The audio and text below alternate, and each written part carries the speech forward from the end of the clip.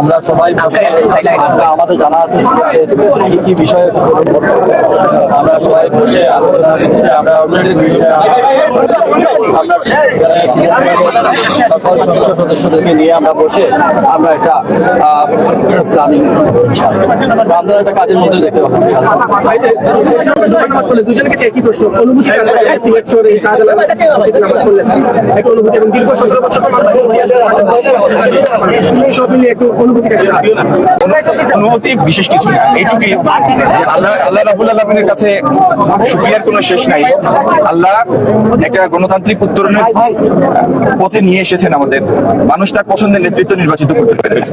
সেই সাথে আমাদের কাঁধে যে গুরু দায়িত্ব এসেছে, যে সিলেটের পক্ষ থেকে আমরা দুজন মন্ত্রিসভায় আছি, এই গুরু দায়িত্বের বোঝাটা আমরা প্রতি মুহূর্তে অনুভব করি এবং যে কারণে এখানে আনন্দ উচ্ছ্বাসের কোনো সুযোগ নাই।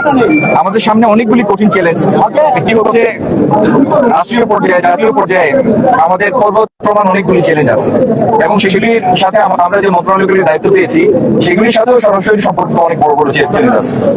দ্বিতীয়ত, সিলেটের যে পুঞ্জীভূত সমস্যা, কর্মসংস্থানহীনতা, জলাবদ্ধতার সমস্যা, মাদক, অনলাইন গেমলিং সহ পর্যটনের অবকাঠামো নির্মাণ করা, এরকম বহু চ্যালেঞ্জ আগামী দিনে আমাদের সামনে আছে। এগুলির সঠিকভাবে এগুলি অ্যাড্রেস করা, সিলেটের এবং দেশের মানুষের জীবনমান উন্নয়ন করা, এটি আমাদের নির্বাচনী প্রচারণার সময় আপনাদেরকে আমরা সবিস্তারে জানিয়েছি আমরা কিভাবে করব। এগুলি নিয়ে আমরা এখনই কাজ করছি। কাজের ফলাফল আমার আগে মাননীয় মন্ত্রী আরফুল হক সাহেব যেটা বললেন, যে আগামী দিনে আমাদের কাজের মধ্য দিয়ে আপনারা আমাদের এই চেষ্টা প্রতিফলন দেখবেন ইনশাআল্লাহ। সবচেয়ে বড় চ্যালেঞ্জ কি দেখছেন? কারণ দেশের অর্থনীতি তো গত 17 বছর দুর্যোগের একটা অচল অবস্থা ছিল, কি চ্যালেঞ্জ দেখছেন? গত 1.5 দশকে দেশের যে ইনফ্রাস্ট্রাকচার ছিল, যে স্ট্রাকচারটা ছিল, ইকোসিস্টেম ছিল, এটা ধ্বংস হয়ে গেছে। ব্যাংকিং ব্যবস্থা বিপর্যস্ত হয়ে গিয়েছে। অর্থনীতির মধ্যে যে গতি সঞ্চারের একটা উদ্দীপনা থাকে, আপনি বিনিয়োগের অনুপস্থিতিতে সেই উদ্দীপনাটা অনুপস্থিত। আপনার দেশটি তো কোনো শিল্প উন্নত মানে প্রতিষ্ঠিত অর্থনীতির দেশ না, আমরা একটা বিকাশমান ডেভেলপিং কান্ট্রি। সেখানে প্রতি বছর প্রায় 20-22 লাখ লোক কাজের বয়সে ঢোকে, ওয়ার্কিং এজ পপুলেশনে আসে। তো সেরকম একটা দেশে 22 লাখ লোকের কর্মসংস্থানের ব্যবস্থা করতে হলে কত $1 বিলিয়ন ইনভেস্টমেন্ট দরকার। তো এই বিনিয়োগ স্থবিরতা গত প্রায় 12-14 বছর যাবত এই বিনিয়োগ স্থবিরতা চলছে এবং গত 3 বছর ধরে এই স্থবিরতা বিনিয়োগ শূন্যের কোঠায় নেমে এসেছে। তো এই যে পুঞ্জীভূত বেকারত্ব, এটি কর্মসংস্থানের আওতায় আনা, নতুন আগামী বছরগুলিতে নতুন যে সমস্ত মুখ কাজের বসে ঢুকবে তাদের কর্মসংস্থানের আওতায় আনা, সারা বিশ্বের সাথে প্রযুক্তিতে প্রতিযোগিতা সক্ষমতায় মানে আমাদের তরুণ প্রজন্মকে নিয়ে আসা, এআই সক্ষমতা, এআই লার্নিং, এআই রিসার্চ, আজকের দিনে পৃথিবীর সফটওয়্যার থেকে এআই তে ট্রান্সফর্ম হচ্ছে। তো এই পৃথিবীর সাথে তাল মিলিয়ে টিকে থাকার যে নিরন্তর প্রতিযোগিতা, সেই সক্ষমতায় নিয়ে আসা হলো আমাদের আগামী দিনের চ্যালেঞ্জ।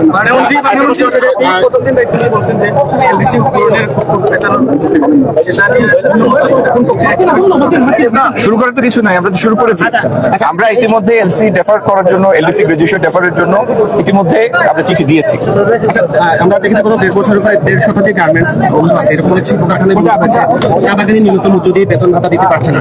আমরা শ্রমমন্ত্রীকে পেয়েছি এবং বাণিজ্য শিল্পমন্ত্রীকে পেয়েছি, এই ব্যাপারে কি উচিত গ্রহণ করছে? এর আগে কি কোনো উচিত আছে আমাদের এই ব্যাপারে? আগামী সাহিত্যে আজকেই তো পেয়ে গেল আমাদের মাননীয় প্রধানমন্ত্রী আগামীকালকে এই বৈঠক বসে, এই নিয়ে আমাদের তো কার্যক্রম শুরু হয়েছে।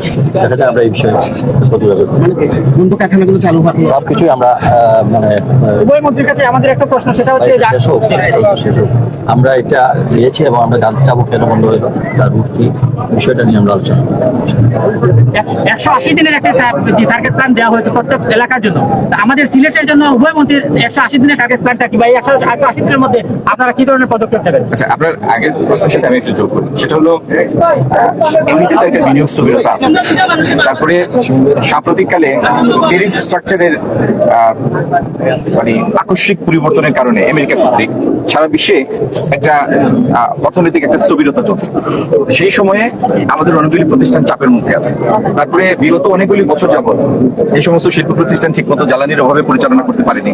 ইউক্রেন যুদ্ধের কারণে ক্ষতিগ্রস্ত হয়েছে, আমাদের রাজনৈতিক পট পরিবর্তনের কারণে ক্ষতিগ্রস্ত হয়েছে। তারা প্রত্যেকে এই ক্ষতির অভিঘাত যেটা, এই ক্ষতিগ্রস্ত প্রতিষ্ঠানগুলি, এগুলির বোঝাটা এরা বহন করে বেড়াচ্ছে। অনেকেই এই সময়টা টিকে থাকতে পারেনি, তারা বন্ধ করতে বাধ্য হয়েছে।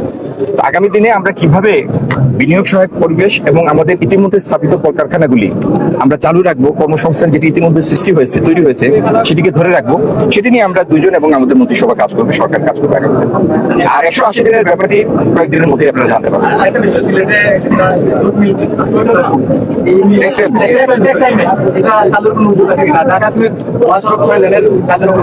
একসঙ্গে মানে আমরা মাত্র একদিন হলো, আমাদেরকে একটু সময় দেন।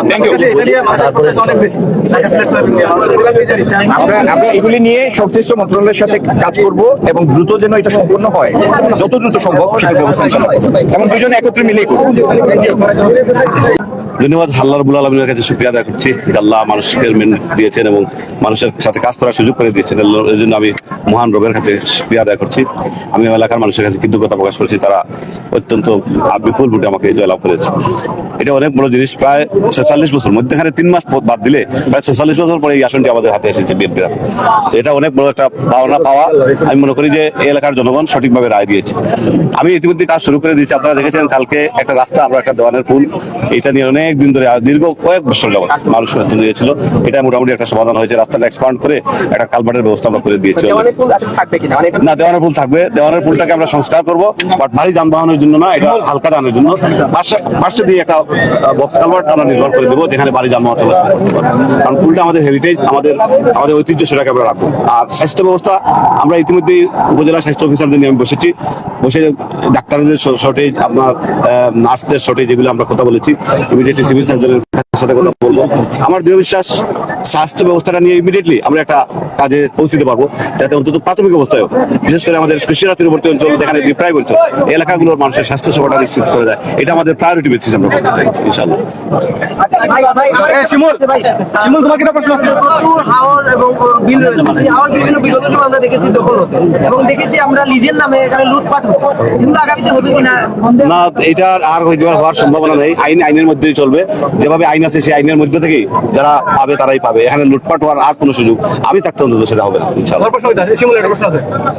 আমরা গতকাল থেকে দেখেছি একটা ভিডিও সামাজিক যোগাযোগ মাধ্যমে ছড়িয়ে পড়েছে যে গোলাপগঞ্জের সোনারপুর একটা দক্ষিণে দোকান ভাঙচুর হয়েছে। তারা অভিযোগ করেছে বিএনপি বা ছাত্র দলের গোলাপানিটা ঘটাতে পারে। এই বিষয়ে আপনি কোনো?